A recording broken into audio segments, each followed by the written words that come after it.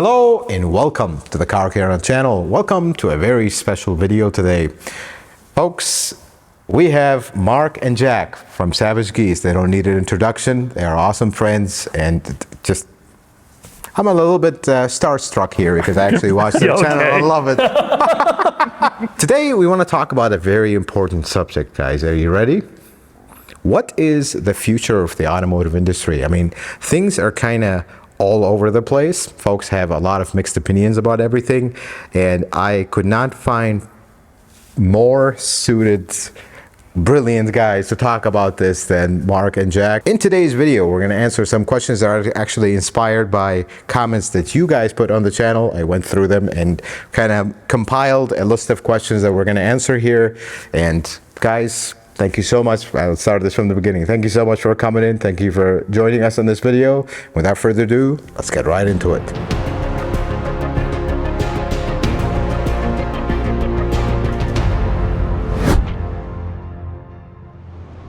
So let's start with the first question, which is, why are cars getting so expensive today? Or the better question is, are they or are they not? Because there's always two sides to every story. With that, what do you think, guys?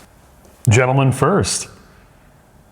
He's very quiet. That usually means he's... I'm building up the rage. Something is... rage is coming out. Yeah, it's coming out. Jack can start first because I think you have a more thought out.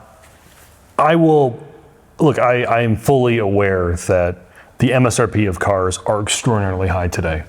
And without touching on any political issues, the reality part is if you actually look at what cars used to cost versus today, and for many of our viewers and your viewers as well, that early 2000s, late 90s time period was the golden age of automobiles for people, for whatever reason.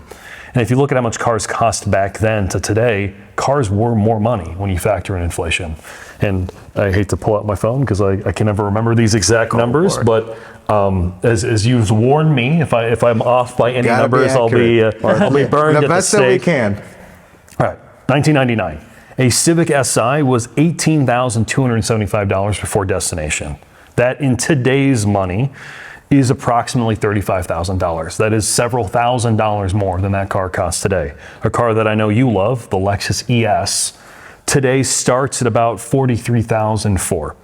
In the 90s, in 1999, a Lexus ES was about $34,000, which in today's money is about 65 grand. And if you look at things like the Lexus LS, same deal.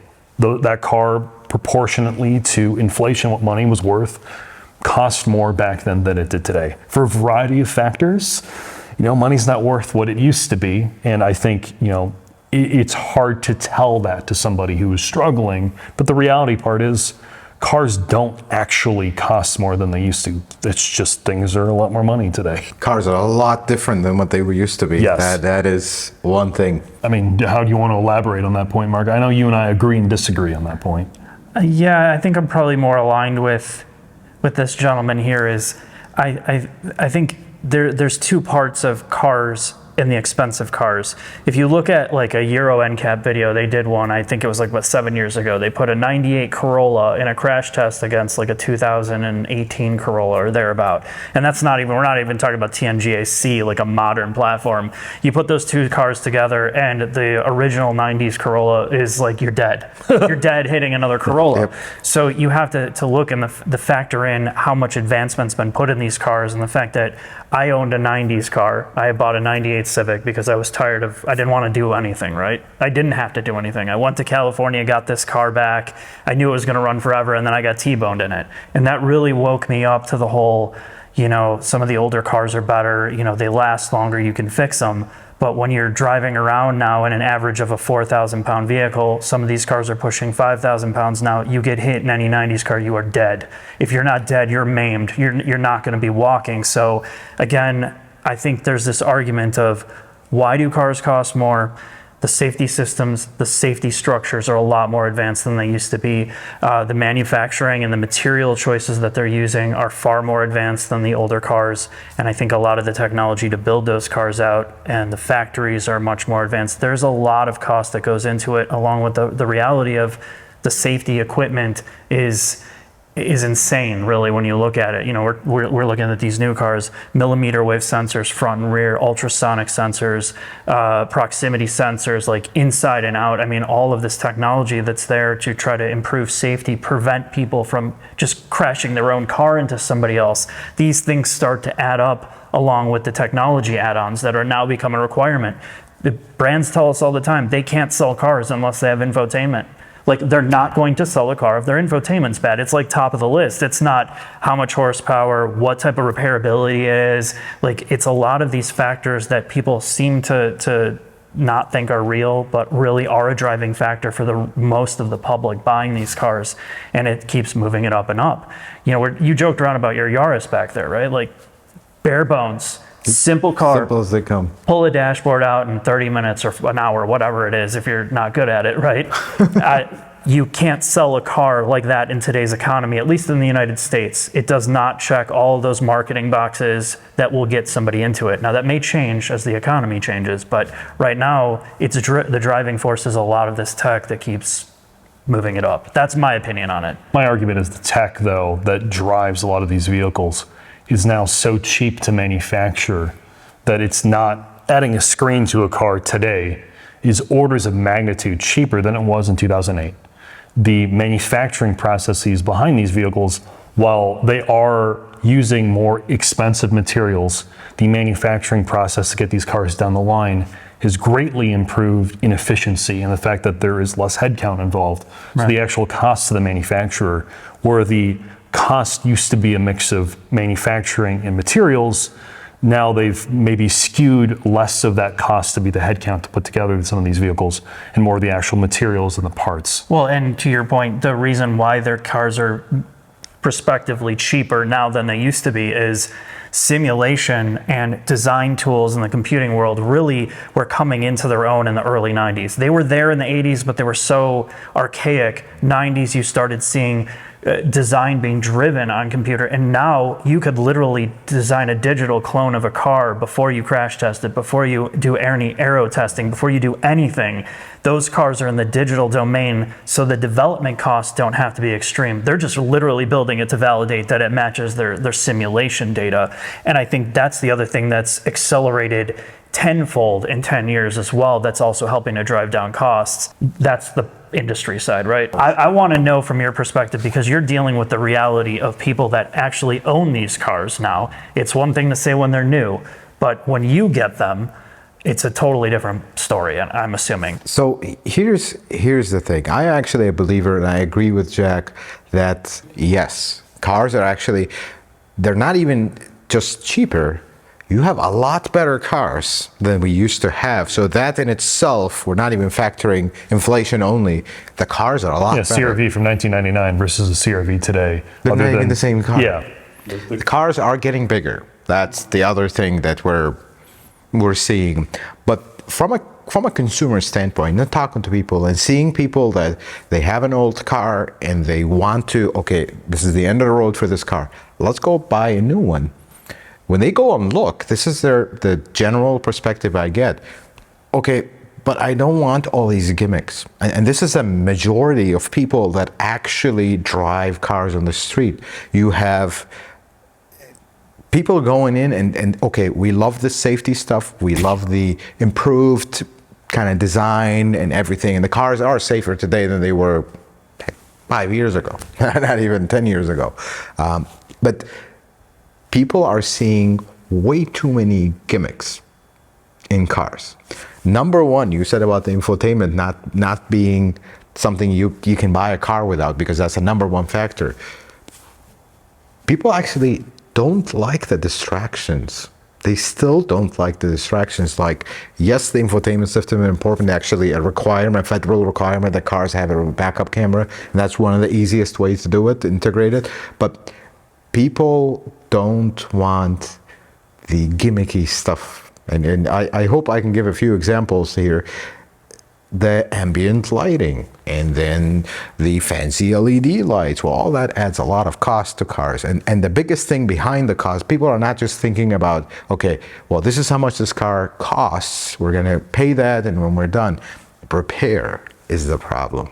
Because You get in a front-end accident in a new car, it's a very different story than getting in an accident in like an older car. Older car, you know, bumper, hood, headlights, maybe radiator condenser, and that's about it. Today, there's the radar sensors. There's the mega expensive LED headlights. They are super cool and nice. They last long and they're great lighting, but the cost to repair these cars, all of a sudden, it takes everything out of the equation. It's like, what? This radar sensor is $1,000? This headlight that people assume in their head that this is a $150 headlight. Well, it's $800. And then there is if you hit the car in the rear, there's blind spot sensors, and then there is the backup door that is power, and now the motors are super expensive. And the problem is, I see people feeling it this way. Okay, the cars are super expensive. So people normally, when they pay a high price for a car, their assumption is we're getting a premium car, because they don't look at inflation. Look, the real world, people it's an abstract concept to a regular person. It's kind of their vision is I bought my previous car at this level of cost. Now I'm buying it at this, so I'm buying a much better car. And they're right. That assumption is right in a lot, because the cars have changed a lot. But they get into the car, their best description is it's a blob of plastic. Cars have gotten a little bit less focused on actual luxury than. They're more focused on features and safety is great, but some of the features can be much. But they're not ready to maintain a car that costs this much. So when they start with maintenance, cars have gotten a lot better at maintenance too. Some of it is false, but you get into a point where repairs are astronomical for little stuff. Engines, I actually advise you guys to do this. Go assemble an engine from parts. I mean, a Land Cruiser behind me, I quoted an engine on this Land Cruiser, is $32,000 to assemble an engine on this car. That's out there for a normal engine on a normal car. The problem is repairs. It's becoming just mega expensive. Lexus won't just sell you a complete long block? No. Or Toyota? They never had that. Interesting. That's only on specific campaigns that they've done, but never sell you an entire assembled engine. You have to assemble it. So on top of that, you have labor on top. So people are upset. I feel, this is my opinion, people are upset about the prices of cars, not only because of the initial price of admission, is because everything that comes after. One other example I'll give you, tires. I mean, people never think about tires. I mean, there was a time where tires were very cheap. You had 14-inch wheels, 15-inch wheels. You get a really high-end car, you have 17-inch wheels. Well, now your Corolla has 18-inch wheels. That's the problem. Tires are very expensive. And this is something we haven't even gotten into repairs. This is a lot of money that people are going to have to invest every 30, 40,000 miles. Low-profile tires don't last longer than that. That's where I feel like people are feeling like the prices need to come down and some of these gimmicks need to go away for car prices to come down. Because I don't think manufacturers can just up and say, oh, you know what, we'll just lower the price 15,000 and see what happens. Right. Can't do that, because I think a lot of that cost, though, you were talking about, we have some friends who work for some German manufacturers, and obviously Euro NCAP laws and all their various road laws, things like the radar sensors in the front. It's not the OEM choosing to do that. It's a government regulation. It's got to be there. And I have mixed feelings on that. Mm-hmm. But at the end of the day, it's the law, and whatever societal good has been established for that to be there, there's no choice. I think a lot of people, maybe I'm speaking out of turn, but I feel like more people would be okay with less pedestrian deaths than the alternative. I agree with that. Well, speaking of that, we're going to get into that a little bit later in the video, but it's cars getting too automated too. Yes. I feel like we need to invest more time in proper driver education and less distractions, because one thing I have to say about new cars, maybe it's just, I'm old school, this is my humble opinion. Cars are very distracting today. Before you got in the car, there was nothing. You just put it in drive and go, and put it in first and go. Now there's a lot of activities in a car that didn't exist before. And I feel like, okay, we put all these activities in there and now there's so many distractions. Wait a second, we have all these accidents. Now we have to put all these safety systems to not distract, to make sure you're not distracted. And if you are, they'll save you. But the distractions that you're distracted from are in the car already. So it's like, are we kind of countering things within the car itself? I mean, to me, the number one most distracting thing in the planet are touchscreen HVAC controls. If you drive a car in super cold weather, any screen will freeze up. It needs to warm up a little bit to work properly. And now you're taking your eyes off the road into the screen, trying to get the seat heater to work because you're freezing. That's a giant distraction. That's just what I see it. But the problem is, in order to have both worlds, I feel like things are ramping up price-wise. Inflation has a lot to do with it, but I also feel like we're kind of trending on the gimmicky side of things with car prices. That's just my humble opinion. I think probably our viewers that are watching this, and we're pretty much on the same page. I think from just a regular, if I'm looking at it very objectively as a customer looking to buy a car, and I turned off my brain of all the things that we do and that you see and that we experience and talk to engineers and manufacturers, I get in a car and I don't understand a lot of it. I really don't understand the need. It's so much of the technology is there for technology's sake, not for actual usability. And to your point, a lot of the same technology is actually there supposedly to save you from yourself, to prevent you from using your phone. And this is the constant thread. Like, we're trying to get people off their phones. And then you get into a car like a Mercedes that has a webcam for video conferencing in the dashboard now. You have TikTok pre-installed. You have all these apps pre-installed. I mean, you know, it is very counterintuitive. And I don't, not every brand is like that. But there's a reason why these cars are going in this direction, why almost every single brand is following these directions, because internal data is showing, at least in their research, this is what drives sales of cars. Otherwise, it would not be in there. So either we're completely wrong and we have an old mentality, or these brands know something that we don't. And I think a lot of it has to do with the age of the driver that they're trying to connect with as well. A younger generation, somebody that's in their maybe 16 to 25 is going to have a much different opinion about what they want to see in a dashboard, namely applications. Like a 50-year-old white dude ain't going to want TikTok in their dash, right?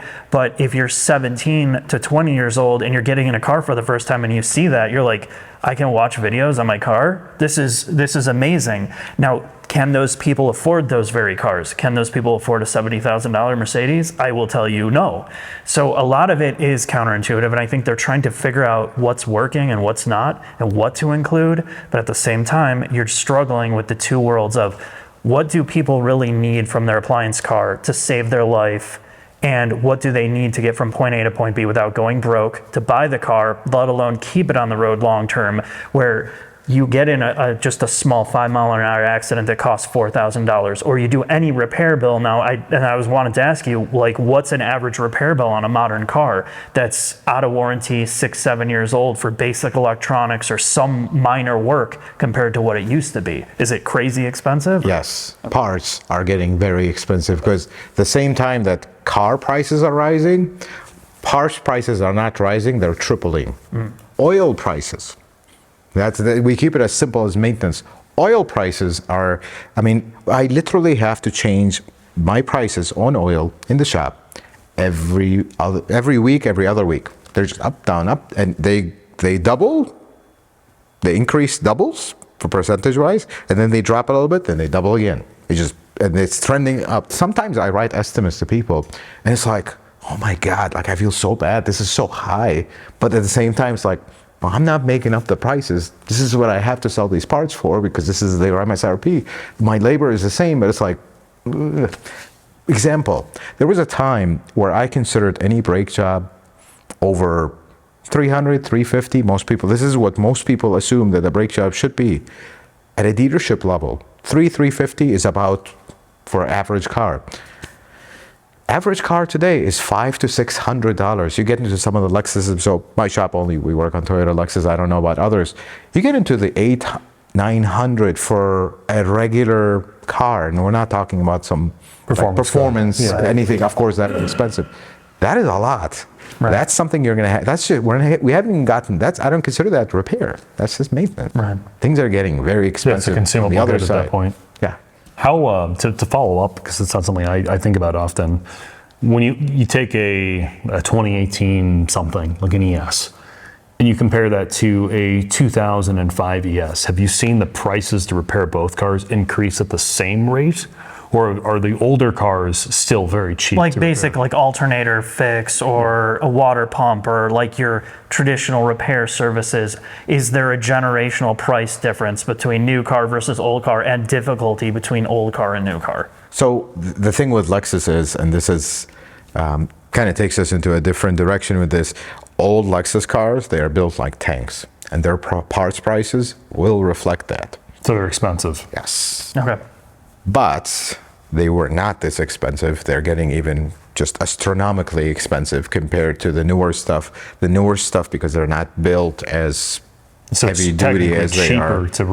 Technically, yes, but comparably, when you look at the prices back then and the prices now, the old car prices are also on the rise. And that's the strange thing. I mean, some of the old cars, their prices literally tripled because these parts are about to be set to discontinue, and I feel like this has something to do with it, because if it's the same part designed, I mean, the R&D is paid for it, everything is paid for it, but it's costing them a lot more to make this part, and the demand on it is, of course, not as high, so the prices are just unbelievable for older cars. So you're SOL, basically, either way. Basically, yes. Buy a new car. So if you get a really old car, you're paying the premium one way or another. There's no free lunch, right? Just up to you how you want to justify it, whether with an old car or with a new car. Fortunately, pretty soon I feel like we're going to be like Europe.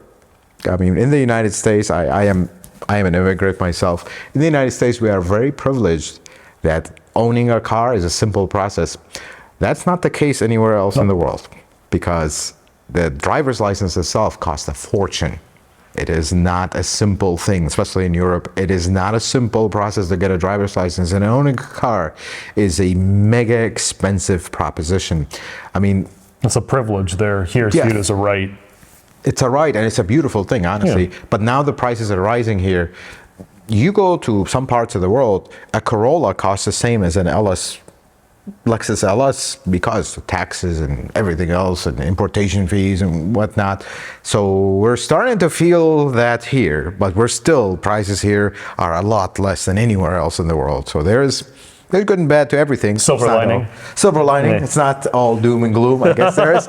We're still doing okay in the US, I guess. And I want to put this in perspective, because we get hit a lot that I do sympathize, and I do understand that there's this expectation versus reality. We're talking about cars here. This is like, it's a need and a want for a lot of people, but we kind of downplay the fact that some people just need a real car to its function as that it saves people, it gets them to their job, it gets their kids, like it needs to function, it can't be a burden on them. And I completely understand, and I sympathize just thinking about it more, that when housing and all these other expenses are so high, and now you look at a car that is like almost like an old rent payment or a mortgage payment, that is a massive drain on a family's resources.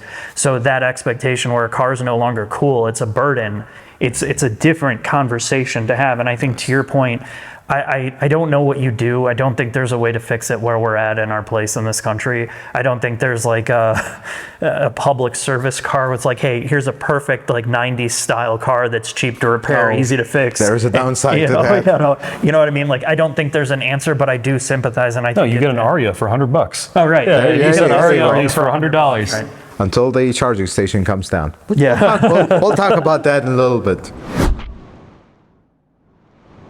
So the next question is, why are the car base models slowly disappearing? And this is something that I see all the time. You see manufacturers, they'll have either so many trims that when you look at the base model, it's like, wait, this doesn't make sense to buy this base model. I'll just go to the one next to it. It's such a little difference. slowly, though, I'm noticing a small trend from manufacturers. You look at their base model, and you look at the same model, base model from 5-10 years ago, it's like, this is a spaceship. This is what the fully loaded model used to be almost, but now this is the base model. I feel like this is consumer kind of purchase price based, because this is what people are buying, and the manufacturer, look, this is my take on this, real quick. The manufacturers, they're a business. It's a business. Car sales is a business. To them, they want to sell more cars. And that's the whole point. Whatever sells, they're going to make more of. Whatever doesn't sell, they're not going to make more of. But at the same time, I feel like I cry out for, we don't have basic cars. I don't want all these gimmicks and gizmos. Some people will want it, so let's have the higher trims. But where's my basic model car that has all the safety requirements, but nothing else? What do you guys think of this? Where is this heading? You first, Mark. I think we're not in a place that we used to be, where, you know, even up until early 2000s, you could buy a car with dealer installed air conditioning, right? Think about that. Cars where air conditioning was optional. Now, you couldn't even fathom that. In fact, if you told most people, would you ever buy a car without air conditioning, at least in this country, they'd be like, there's no way I would buy a car. And I think what's happened is every year, model over model, and it depends on the brand, of course, too, these features have been cumulatively added, and the expectation level is now here that you buy a car, $30,000, it's got to have X, Y, and Z. And all of that sunk cost and development for all these little features, they can just copy and paste them into all these other cars. So there's really not any incentive for the brands to have a base model car anymore. There's not any margin there either for them. And there's really no incentive in terms of a manufacturing objective of like, okay, we're here to sell, to your point, we're here to sell cars, we're here to make margin and to move more units. I just don't think in the real world with real people, real consumers, that you could sell a car like that in this country. It would sell if it was at some like ridiculously low price. $15,000. It would, yes, it would have Ford to, Maverick would be that example. right. The original. And even that's not, you can't get a cheap one now of those, and then they had markups. But I mean, to get a car that's actually in that crazy price, it would have to be so extreme. And you might have a small subset of buyers that would go to that example, but I think most people, when we talk to real car people, and I'm sure dealerships and salespeople will hear this all the time, does it have a sunroof? You know, does it have a screen? Does it have like these gimmicky features that actually helps to sell cars? I do think that it's gone too far one way. I think there's way too much like of this add-on content that has driven up prices, but I really don't think that there's any going back. It's like property taxes, right? Like you're not going to get in a house expecting my property taxes to go down year over year. It's going to continue to go up, that trajectory, and that's exactly what's happening with cars. I just don't think they would sell. I really don't. I agree with that, actually, because, go ahead. No, I was just saying trim levels too. This idea of like, why aren't there more base model cars? Why aren't there cars of nothing? A lot of that, the current trim levels that cars have as options are based upon what sold the prior generation. Brands, product planners at brands spend an obscene amount of money doing focus groups and learning about what customers want and what people bought in the prior generation vehicles. And in a lot of cases, what sold were not the base model cars. They were the middle, lower trim levels, and that is becoming the new norm. And that is the bare minimum expectations that customers have. The other thing that I hear a lot from both product planners and engineers is when they develop the next car, the customer is always expecting more. We talked about this in the last question. I'm now paying, because of inflation or whatever, I bought a car for $18,000. That same model today is $25,000 because it's been X number of years, blah, blah, blah. My expectation is I'm getting more for that car. Mm-hmm. And what is more? And other than the safety part of the car being safer, they're expecting more content, more features, more X, Y, and Z. And that's a part of it. Cars, every single time a new one comes out, it objectively, in some metric, has to be better than the car replaces. It has to be. There's been very few cars that actually went backwards.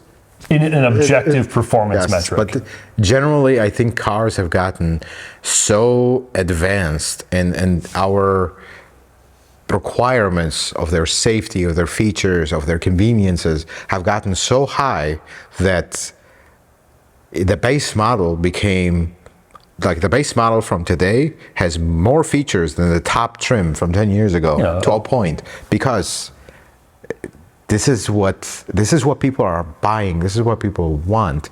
I get that there's no base model, and some folks will feel like, okay, I'll talk about a Toyota example here. This is what I specialize in. There was a time where it didn't make sense for you to go to a top trim Corolla. Just buy a Camry, because it's going to be a bigger car. It's the next trim up. But today, I feel like the spread between the models, like, before, the top trim of the Corolla was into the close to a little bit over the base price of a Camry. Today, that is not the case. It's almost like the prices are all merged in, and as a consumer, you go look at the cars, it's like, okay, well, I'm paying this much for this to get these features. Why don't I just go with the higher trim? And that is also pushing things into the cheaper cars are becoming irrelevant, because their prices are so high that you might as well just go with the next one. And then the next one, oh, I'll just pay $2,000 more and I'll get all these features. And then, whoa, if I'm paying $2,000, why don't I just pay $5,000 more and get all this whole different car? I feel like in the end, I always say this, and us three may have a small part in that, I hope not. I feel like I'm very harsh on car journalists, because I say, a lot of them don't do enough research and they don't have enough experience to really portray the correct image.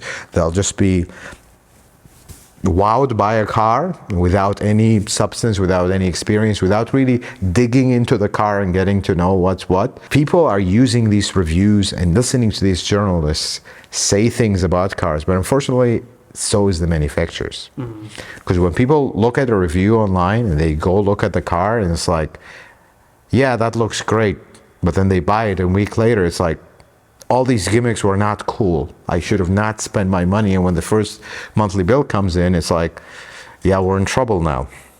Yeah, and I think that goes back to the tech, for tech's sake, right? Like, it's easy to add on the software layer a lot of these features that are just stacked up, that you never use. And I made this joke about the BMW, the new iDrive 9, right?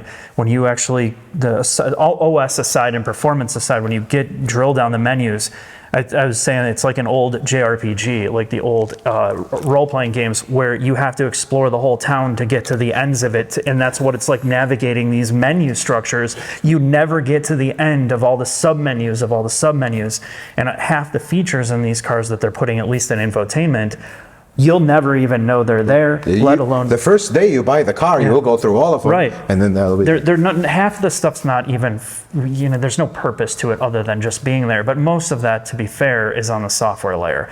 I think on the hardware layer side, the things that people actually use, I think it's gotten better in a lot of cars. I think they're starting to find a good balance, at least Toyota, Honda, even Nissan. Most brands do a really good job of giving you pretty good physical controls, the controls that you actually need, while augmenting a lot of it with some of the gimmicky features in the software layer, like enabling ambient lighting. I mean, you can still turn it off, it's there. I think, again, it goes back to a lot of this being a sunk cost. They spent the development money on it, and I think it becomes more of an issue in manufacturing, right? It's more expensive to have 25 different trim levels and all these option packages, because it makes it harder to manufacture in the plant, right? Like, you have all these different codes, all these mismatched stuff. I think there's room for a lower trim. I really do think there's room, to your point, and probably to your customer's point. Where is that line that you draw where you bundle in just the basics to drive down cost and not gouge people on all these features you don't really need? But I think that spread now is so close.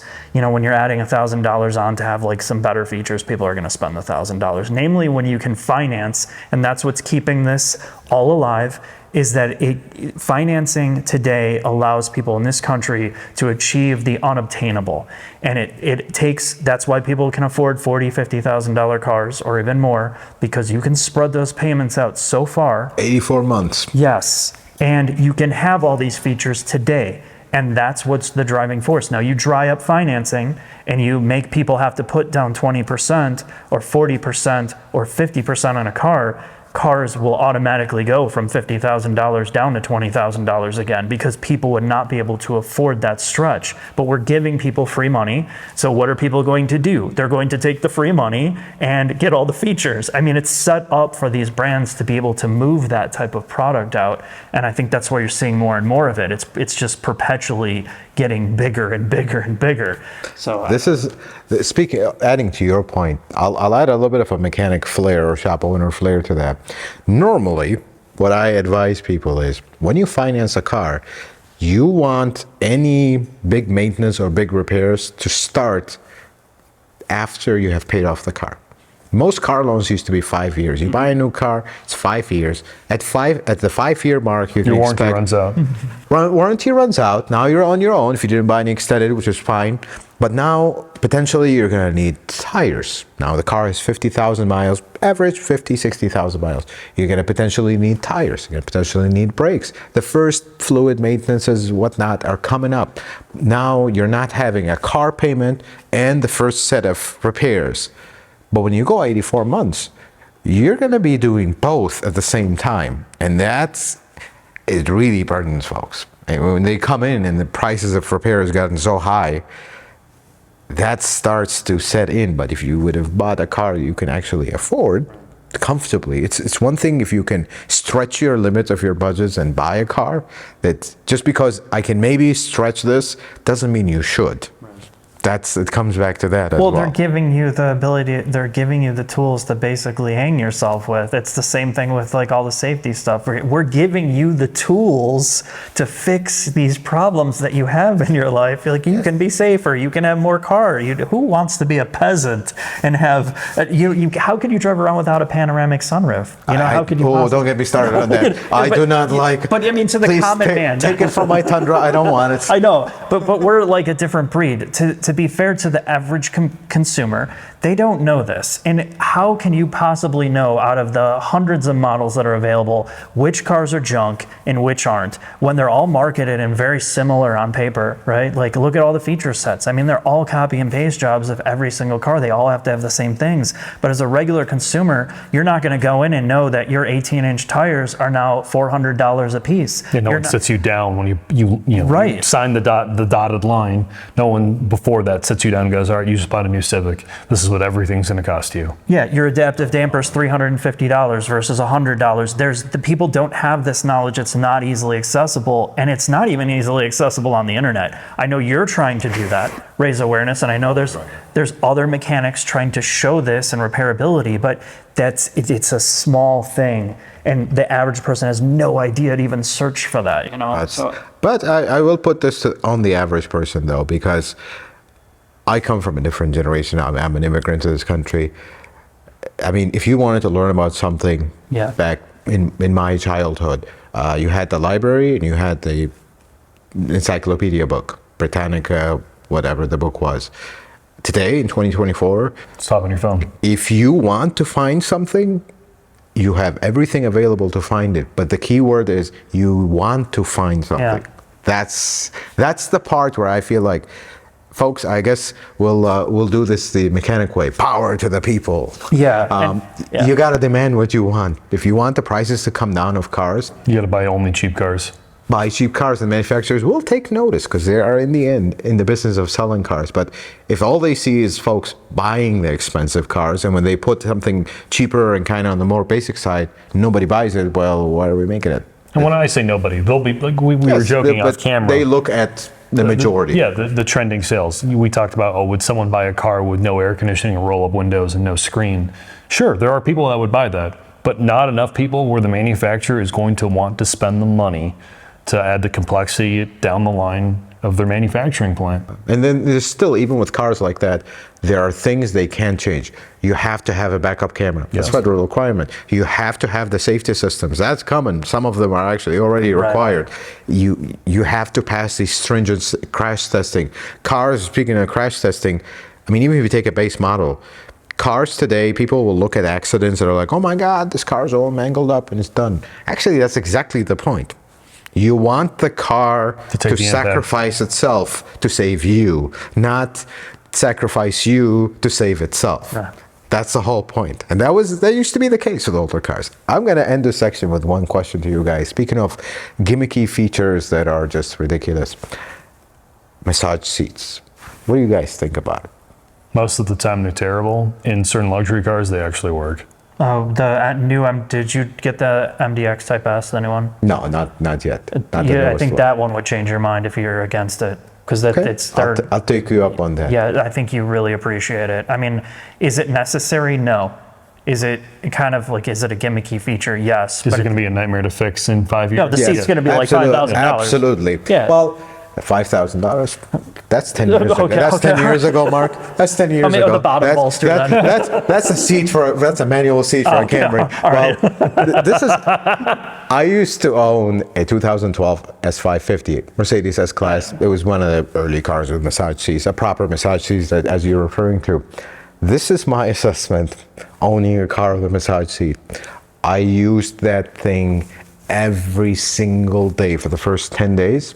And then the next time I used it is when somebody that's never been in my car got in. Oh, look, I got the massage seat. And we never used it again. Honestly, and that was the top gimmick of the day. Yeah, and it makes sense. Like the BMWs are really bad. It's not even a massager. Like the kinetic seats, the Hyundais are more like ergo motion, the ones that kind of just readjust your pelvis on long trips, which makes sense. It's just That actually works. It's a very simple. It's not a massage. It's simple. It's just they're just using the pre-existing motors, Yeah. just programming them to move Right. occasionally. But the MDX is like literally it feels like a real massage chair, and like the Lucid Air, their massage function combines actual pressure points and vibration, which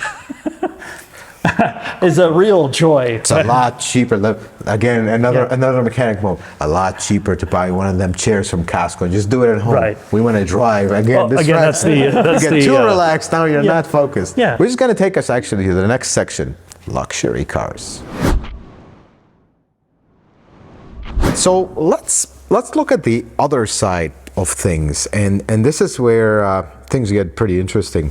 Luxury cars, are they falling behind in 2024, 2025? This is something that I truly believe in, or used to. Like, unfortunately, it's not the case anymore. There was a time where if you wanted to know what your everyday car will have features-wise in 10 years, you looked at today's S-Class, Mercedes S-Class, BMW 7 Series, sometimes Audi A8. It was not always the top of that stuff.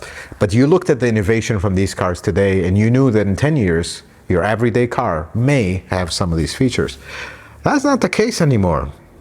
I at least in my humble opinion, I feel like everyday cars have gotten so good, so advanced, that they're almost coming to a point where, other than the quiet and the nicer materials of the luxury cars, features-wise, we're losing that gap a little bit. I would argue features, yes and no. Okay. I think the class of car that struggles the most is the semi-luxury class. Your Lexus ESs, your Acura TLXs, your 3 Series, your The entry-level luxury, level luxury class. The spread, though, between ultra premium and entry-level cars, you and I were talking about, and Mark, what luxury is, right? Mm-hmm. Is luxury features, or is luxury technical proficiency of the vehicle? And if you get in a S-Class today, or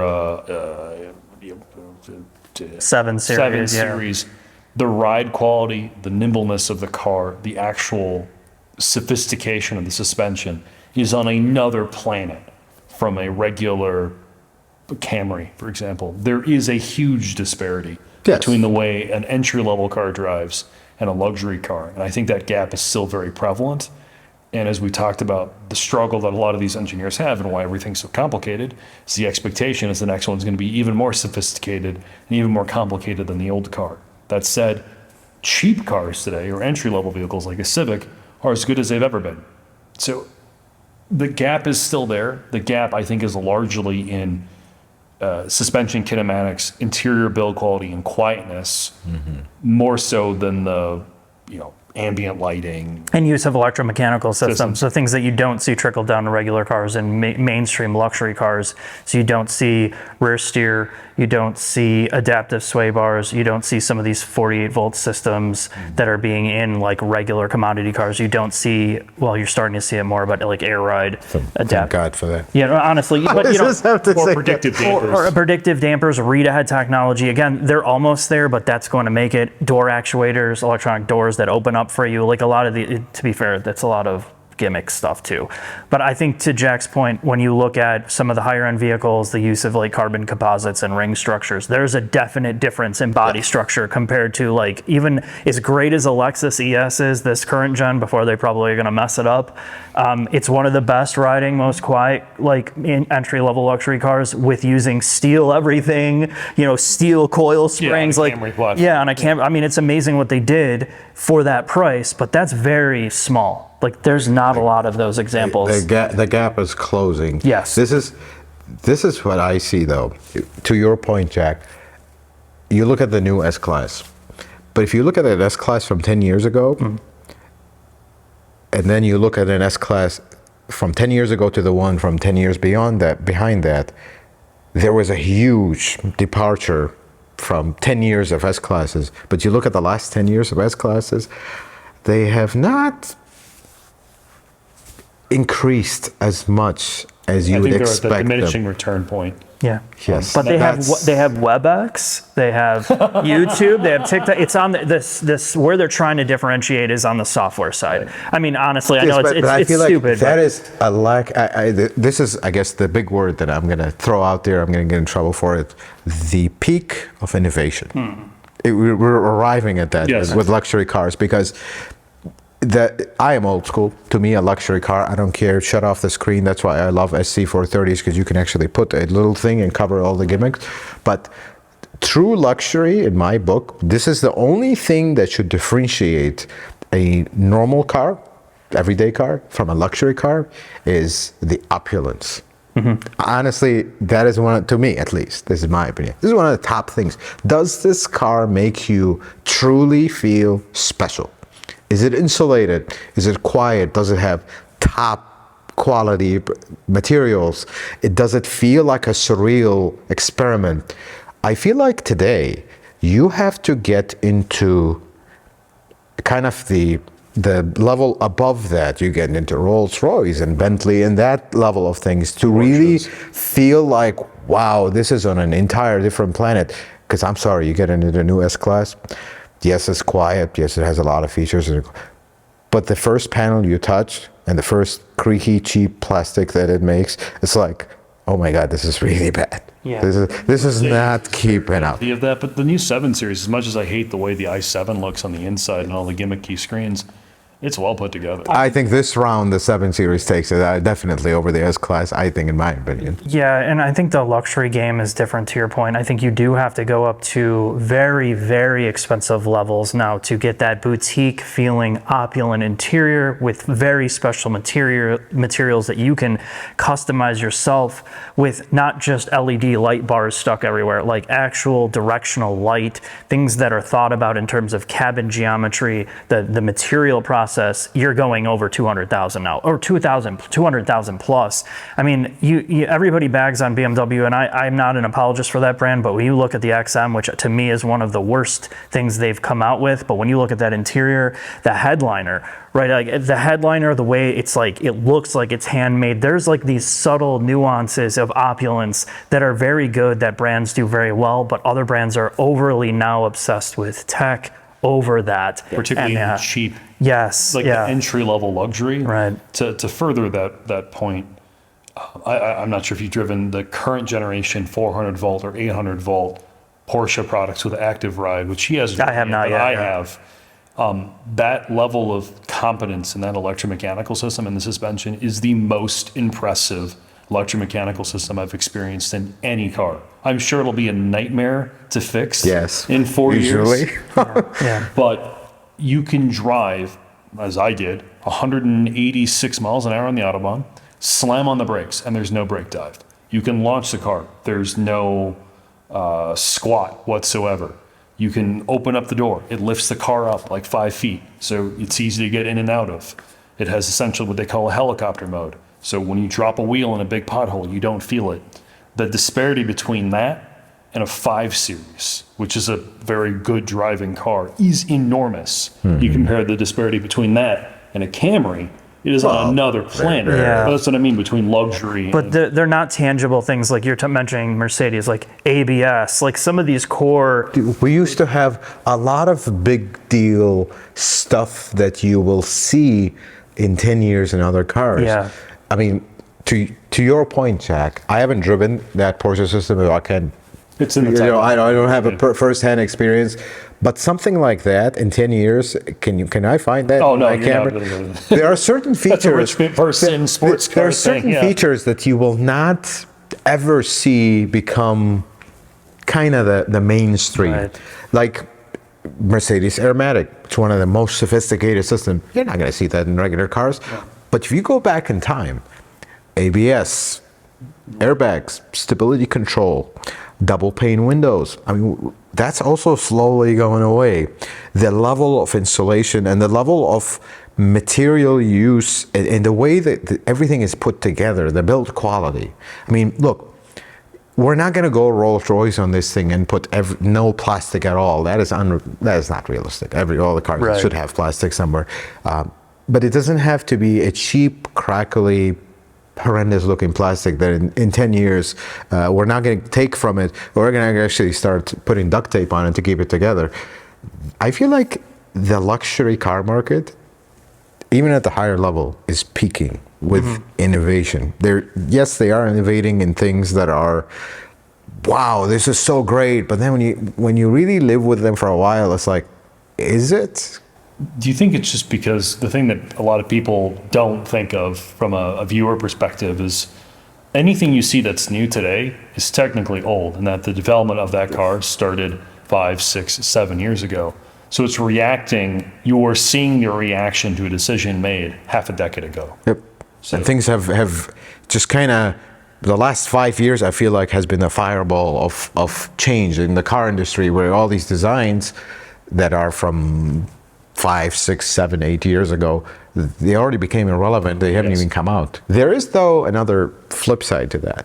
I'm noticing that everyday car prices are on the rise, that we've talked about already, but not that mid-section luxury cars. Their prices are not going off the rails. Like we talked about the ES. Yes. ES in 1999 was whatever I said, like $35,000 or $45,000, and today it's 43. You can buy a Camry for $43,000 today, but you can also buy an ES, which is bigger, nicer, a lot. So a byproduct of these cars, I suppose, falling behind slowly, that middle luxury part, not the highest things, they're actually becoming accessible if you consider car prices today. Instead of buying an entry-level car at its top trim, you can actually get into luxury cars because they have not skyrocketed as much as the entry-level cars. luxury car is.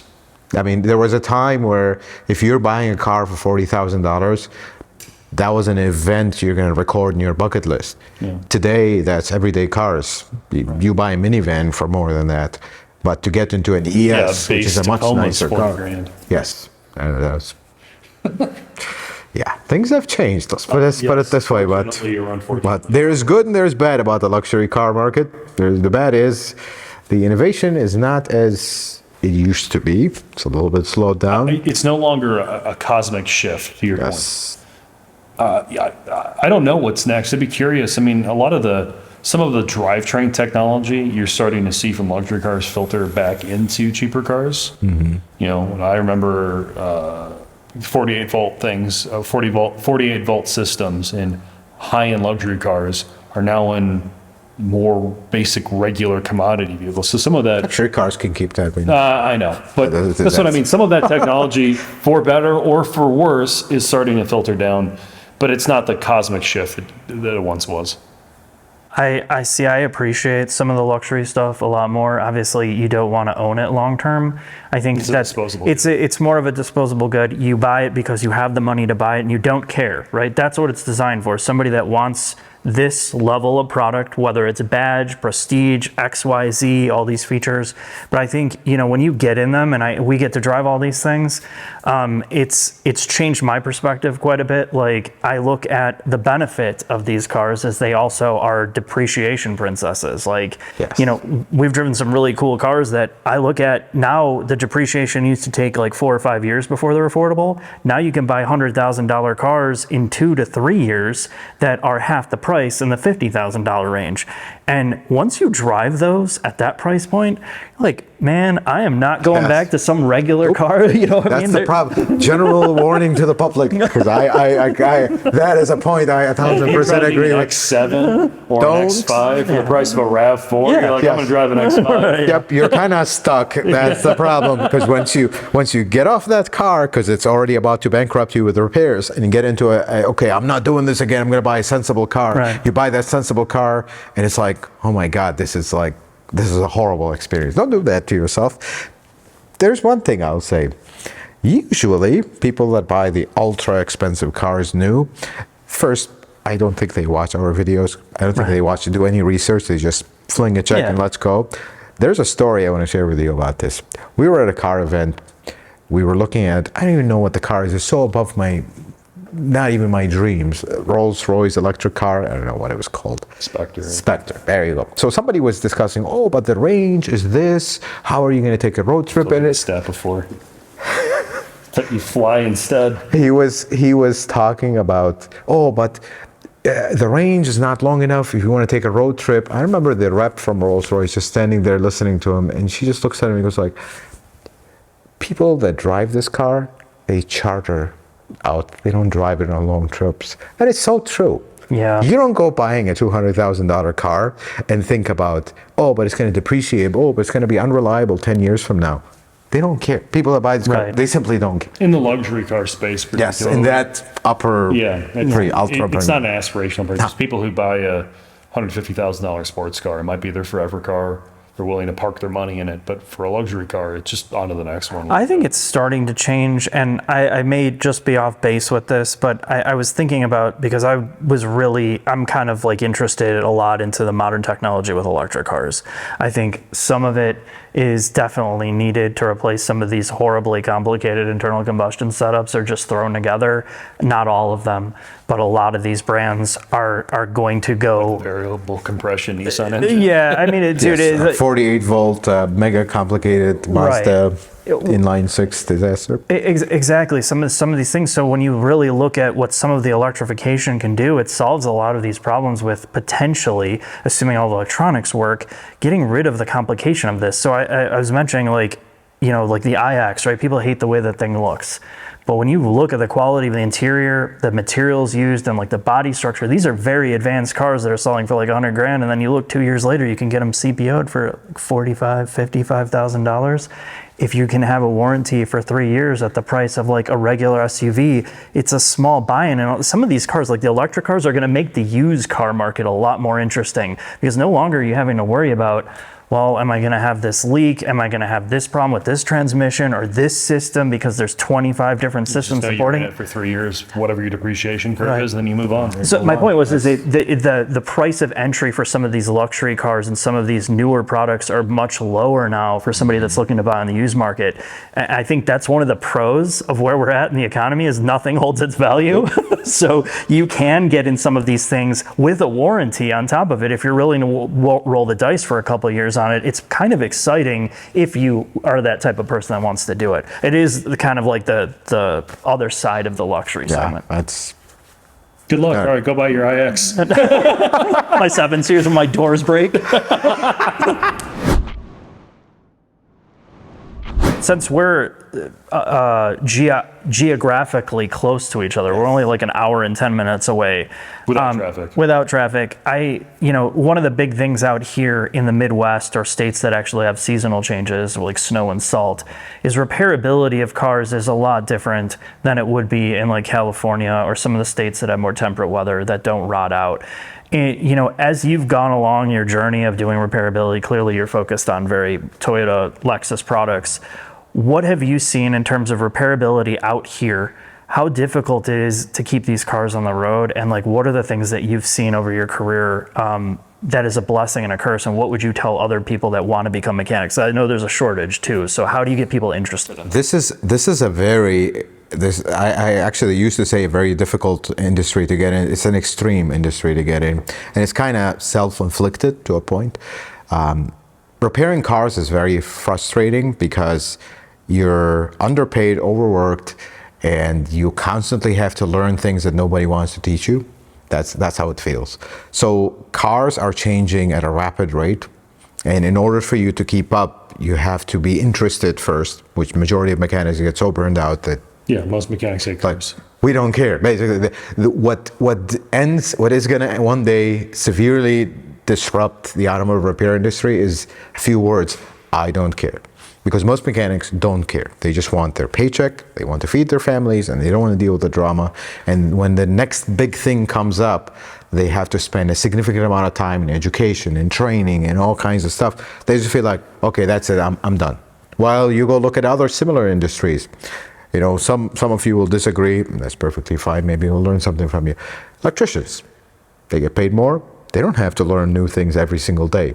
House electricity don't change much. You go look at construction workers.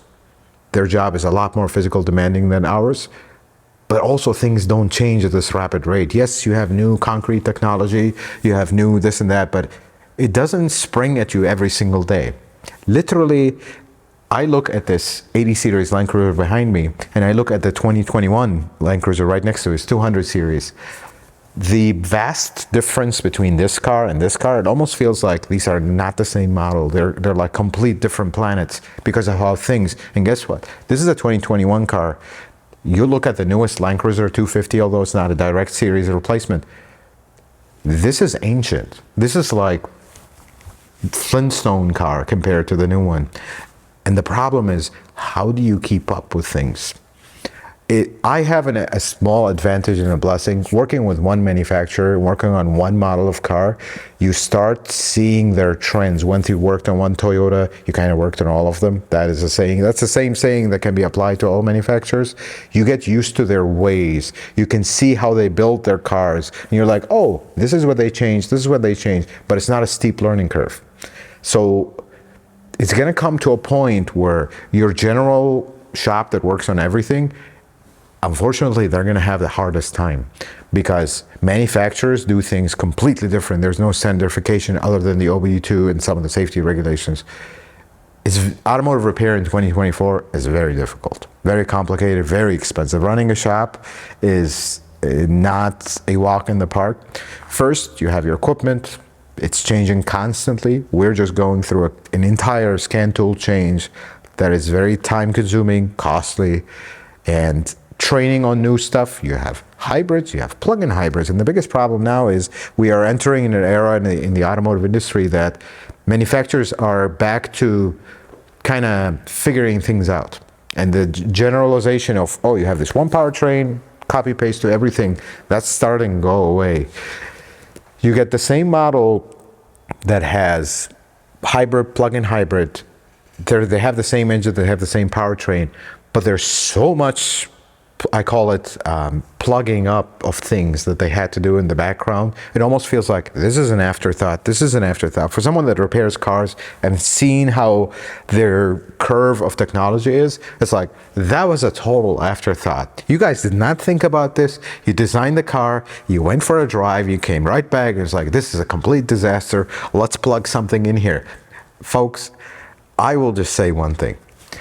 Car designers, as brilliant as they are and as smart as they are human. Just like you and me, they make mistakes. And sometimes working with the same brand, you see those plugs. I mean, sometimes these plugs are so ridiculous. It's like, how could you not think of this and you add it later? Hey, it works. But then there's the other side of things where manufacturers have never made a car that is repair friendly. Never. That is not even, they will say other things, but here's the bottom line. They will say, oh, we always think of repairability. They never think of that. The only thing they think about is, are we going to be able to sell this car on a global level and on the kind of nuts and bolts of it. How are we going to assemble this car the cheapest way possible that works? And I don't blame them for that. A byproduct of easiest way to assemble the car is it makes it easier to disassemble a car as well. But in some cases, it's complicated because for example, I'll give you one prime example of that, a wiring harness to a car. That is one of the first things that go in the body. So if you have a problem with the wiring harness, you're disassembling the entire thing to get it out. Powertrains. See, back in the day, engines were so small and tiny. You didn't have variable valve timing. You didn't have dual overhead cam. And you didn't have the turbos. And you didn't have all this mess. Engines were simple. You have a giant engine bay. Cars were considered bigger. They're not really. You had a tiny little engine in the middle because it had nothing to it. Now, you have to drop the entire powertrain as a unit. They don't even give you a possibility to pull the engine out of the car itself. You have to drop the entire powertrain.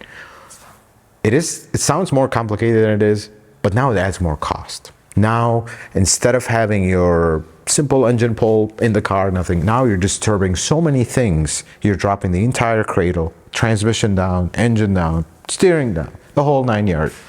Add 10 years of age to this car, and now your exhaust won't come apart. You have to remove it to do that. And now this bolt is seized, and that is seized. And when you add rust into the mix, that destroys everything. And to your original point, Mark, rust destroys cars. That's the #1 destroyer.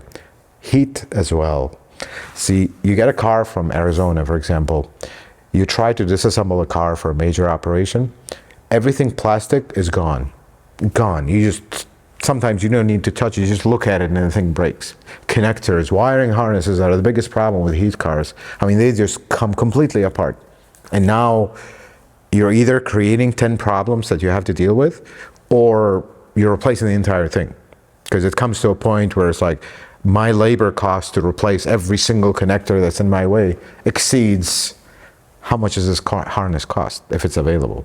So there is all these factors, and I don't know how the cars that are being sold today in the last 5 years, how are they going to be like repair-wise 10 years from now? Things are going to get complicated, and things are going to get expensive, even more expensive than they already are, because the whole thing with emissions, and it goes way beyond the powertrains that people are not noticing. You look at brake rotors from today, from everyday cars. You look at brake rotors from 10 years ago. You had a lot of room in these rotors to machine them. They gave you, new standard spec and a minimum spec. You had room to machine these rotors. How do manufacturers make more efficient cars? Make them lighter. We see aluminum parts everywhere, whatnot. But another way is make a thinner rotor. Make a smaller brake pad. Make a cheapo caliper that is not really, the pins are hollow. We used to have solid pins, now they're all hollow. They're also against a race of gotta get the emissions going for regulations. But there's a lot of stuff that are being cut behind the scenes that are going to make these cars not be fun to service 10 years from now. So if you take that approach, I was asking Jack this, parts are parts, right? But the difference between parts of old, like you took a traditional port injector versus a direct injector, some of these more esoteric, very precision parts, everything inside an engine, variable valve timing systems, high pressure fueling systems, all the electronics, body control modules, the catalytic converters are far more advanced. The O2 sensors are more accurate than they used to be. How is it going to be, or an adaptive damper, right? The old traditional shock and coil spring, you could have like 4 different manufacturer options for that. But when you get into some of the electronic stuff, like if you had an adaptive damper on a modern car, chances are you're not gonna have 20 different aftermarket companies making these adaptive dampers. So in 10 years, what is it gonna be like to try to get parts, namely for the electronics on these cars? Are there gonna be a breadth of options for it? Or is it gonna be OEM only from a dealer, and you're not gonna be able to get parts? And obviously they go end of life. How much difficult is it going to be to get parts now versus cars that were like 10 years ago? So all this technology that we're adding to cars today, certain things, it's just not feasible for the aftermarket world to say, let's manufacture parts for this car, because if this part has a proprietary design to it and the manufacturer won't release the specs for this part, the aftermarket world has no way other than reverse engineer this part to manufacture it in their own brand name. That's too much cost. And when they see no demand, they're not going to do that. And the problem is, like to your point about adaptive suspension, that is one of the worst ideas if you're going to keep this car long. I still see it today. I can only speak for Toyota and Lexus because this is what I specialize in. You look at a Lexus GX 460, one of the most popular models ever. If you want to go replace, if you have air suspension in the rear, you want to go replace the rear shocks, they're separate, so the airbag is separate than the shock. Shocks are $800 each. You go buy the model that doesn't have adaptive suspension, it's about $85. That's a huge difference. And you know what? There is nothing, absolutely nothing special about this shock that has the adaptive stuff other than it has a little actuator that changes a little door. That's all it does. There's nothing justifies it costing 10 times more other than this is our proprietary design. We spend a ridiculous amount of money on R&D and we can charge for it whatever we want because we know that nobody else makes it. That's exactly the case. You cannot get these adaptive stuff from anywhere else but the manufacturer. Now, Toyota and Lexus, I will say this, they are really good about not discontinuing their parts early. I mean, you go in cars in the 90s, they still make parts for them. But that's Toyota. Because their mentality is people will keep their car a little bit longer. I don't know about other manufacturers. I know that's not. Well, I'm trying to be nice, but that's not the case. So. I know. Supposedly Ford is like 9 years, 10 years is max, and you're done. Like nothing. You can't find anything. And I know a lot of other brands are like that. Toyota's huge, right? They have the supply chain. They have the leverage to get their suppliers in line to be able to do this. But other brands don't.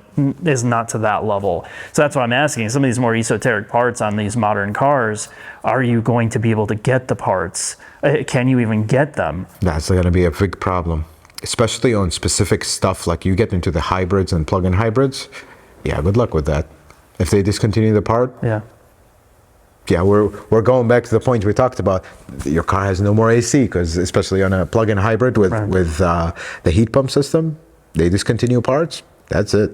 You're either going custom, which is ridiculous, expensive, and it might not even work, or that's it. There's no more AC in this car. We're running into issues like that. Toyota has something that I love, that they're doing this, and I wish maybe other manufacturers are doing this. I'm not informed of it. They have something called the GR Heritage Parts. So you as a consumer can go, and they listed their heritage cars, Supras, Land Cruisers, whatnot. You can actually request parts, and the more people that request these parts be kind of rebooted and remanufactured, they're actually manufacturing parts for old cars that are in high demand.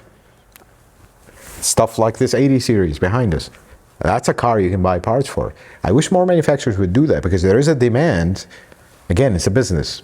If there is a demand for these parts, they will reproduce them because they already have the blueprints for them. Just find a manufacturer to work with that would manufacture it for them. But on everyday cars, I call them heritage-less cars. Yeah. I have an AE95 Toyota Corolla. It's a wagon. Looks like, when you look at it on the outside, looks like the most boring toaster ever. But it's actually it should be a heritage car. It's an all-wheel drive, all-track car. All-track was a big thing in the 90s, even the 80s for Toyota. This is an all-track car. You cannot get a single engine in the United States that is serviceable for this car because they were unique engines to this car. Good luck finding one. And I'm stuck with rebuilding a very unrebuildable engine because we have no choice. Yeah. That's going to be 10 times worse for the newer cars because the technology is advancing so rapidly that, we're going to put this technology in this car 2 years later? No, that doesn't work. Let's change it to something else, 10, 15 years from now, it's going to be a problem. Yeah, and that's something that's a concern that's very hard on our end, because we're talking about a lot of new products. We talk to a lot of engineers and people that are making these cars, and the idea is great. They're coming from the right place. Their heart's in the right place for a lot of these brands to come up with this new stuff. But you see the iterative change, like we were talking about DI. DI is already in its 4th generation since it came out, right? So you're telling me that this 1st generation injector or driver controller for the direct injection system is going to be available on that 1st generation model. Do you think they're actually going to manufacture it? Most brands, even though they might be a big supplier. That's what I'm worried about, is all these like little bits and pieces that have been iterated so much that haven't been out in large scale, like 8, 9, 10 years. Something that may have went away in 2 years because they figured out, look, we could do this better. We can miniaturize it more. We need this, we need that, based on the new software, new hardware designs that are coming out. It's so fast. It's moving so fast that it's, even though cars might be better in some cases, I feel like it's going to be harder to keep them on the road longer if you can't find some like really minute part could keep them grounded. That's basically the case. I hope not, but it is very likely to be the case. Is that the case of the early hybrid Toyotas though? Yes. Really? You get into the 1st generation hybrid system. I mean, first they were horrendous. They were very experimental. They just sorry, when I'm saying that, like the mainstream Prius, the one that I think of. Yes, I guess first generation or 2nd generation? Second generation. The one that actually sold in huge numbers. Not yet. That is so. This is where Toyota is a really good about keeping their old parts.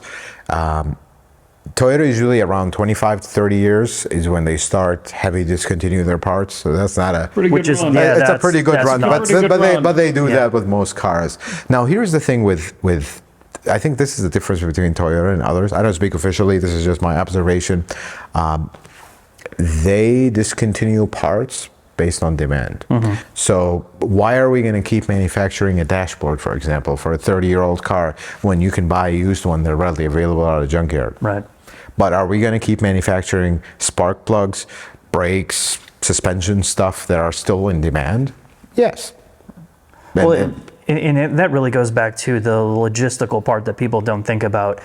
To have these parts available means warehouse space taking up things. An assembly line to manufacture it, but more so keeping an inventory of these we're talking millions and millions of parts here. That cost, the amount of money for supply chain to stock these parts that people are potentially not ordering, that's something only a big manufacturer can do. You talk about like a brand like Stellantis is like really struggling right now. They're not figuring out how to do this. Do you think they really want to be paying a ton of money to have these warehouses full of parts for vehicles that may not be really commonly placed? They want to get rid of this stuff as fast and discontinue it as fast as possible to move new products so they don't have to sit on this. So Toyota is a really extreme example of doing it right. They've always Honda, by the way, is the same way. Yeah, Honda does a good job. Like even there's a gentleman I talked to when we did the LFA project. He worked for Toyota for 40 years and he's retiring this year.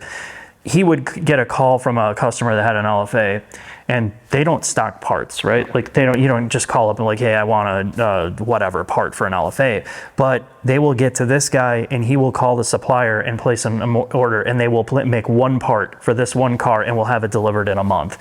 They have an endless endless control over their suppliers to say, we don't care what you're doing, turn on that part of the building and make this part. But that's really, really rare. One of the biggest companies in the world. Right. Yeah. Yes. I mean, I don't think you don't answer the phone when Toyota calls you if you're a supplier. Right. Let's just put it this way. We're going to talk about the last thing. What is next for the automotive industry? Electric cars, flying cars? What do you guys think? What are our final thoughts? All right, Chicken Little, hit me with it. I would love a flying car. I would too. Getting here a lot faster. I honestly, I know we're probably 3 years away from that, but Feels like it. Yeah. Wait, is the flying car have massaging seats or not? It has to, otherwise I can't. It needs a 27-inch screen. It needs to be swipe to fly. Yeah, I need to swipe No to steer. Yeah, Just gesture control. haptic steering wheel. Yeah. Or everybody's big on voice control. Oh, you don't need any of that. You can just use your voice. It's perfect. Fly me. Yeah, fly me there. Ideally, that would be the best scenario, which is not happening. But I do think where we're at in the United States is because of, and not political, but the plan in terms of infrastructures to have a bunch of public charging by 2030. Whether that happens or not, I don't know. But if all that goes into place, electric cars will have more of a grip, a real grip on probably like 40% of the car market, I think. It'll be a mixed environment It's mixed, for yeah. a long time. Yeah. The OEMs, when you talk to them, like you, we get access to a lot of engineers at different OEMs, and when the PR people aren't around, they're very honest, and most of them will fully admit that the numbers that the government is pushing will not get met. What they do think, though, there's a healthy optimism that it'll be a pretty mixed infrastructure, and for a lot of people, that's fine. I mean, I think people who being fixed to an EV grid doesn't work for them, they'll still be able to get their 48-volt mild hybrid vehicles or hybrid vehicles that are rolling around that work great. Or they'll be, for the people who are okay with driving around with the EV lifestyle, that'll work for them too. There's the reason why one of the best-selling cars in the world is a Model Y.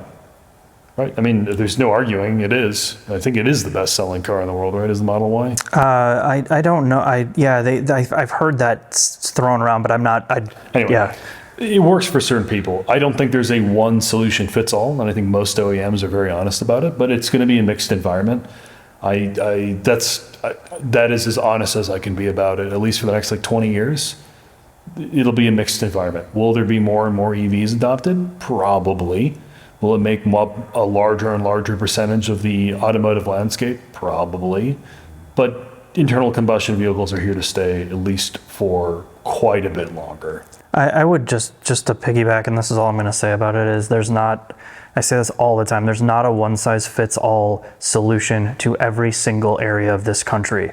Unlike Germany or the UK or some of the European countries where they're half the size of one of our states. Yeah. You know what I mean? They can't comprehend, why is this such a big deal? Or our landmass is so stretched, so big, and every area of this country is so completely different. You have urban, suburban, rural, and some areas that are so remote.